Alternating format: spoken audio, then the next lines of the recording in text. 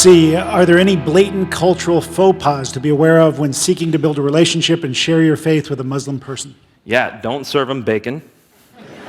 I had a friend who said that the first time he tried to host Muslims at his house, he served his signature dish, which was pork chops.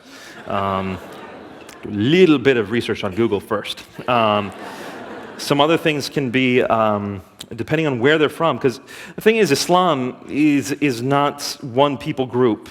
You know, you've got people from all over the world who are Muslims. And so a lot of people associate Arabs with Muslims. There are way more Muslims in Indonesia than there are in the Middle East. And some people will think everyone in the Middle East are Arabs. No, people from Iran are not Arabs. They're Persian. So they're not Arabs. It's close, but not quite the same thing. The Turks are Turks. Got you on that one. Different. They're not Middle Easterners. They're not Arabs. Well, they're not Arabs. So don't assume that Islam means one culture. It's very different across these different backgrounds. Sometimes when you see women wearing burqas, you can tell where they're from based on their burqa.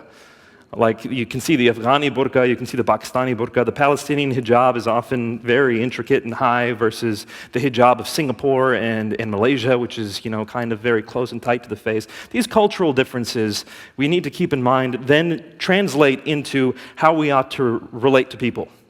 So I want to make sure, actually thank you for this question, because I want to make sure we understand this. No two Muslims are the same, just like no two Christians are the same. No two people are the same. And so if you really want to know someone, you have to get to know that person.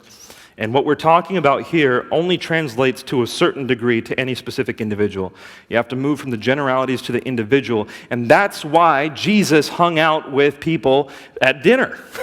You know, people were saying to him, why are you hanging out with these sinners and tax collectors and prostitutes? And he says, it's because it's not the healthy that need a physician, it's the sick. You need to hang out with them. You need to get to know them so that you can share the gospel with them personally. So I'll get off my soapbox now. Thanks.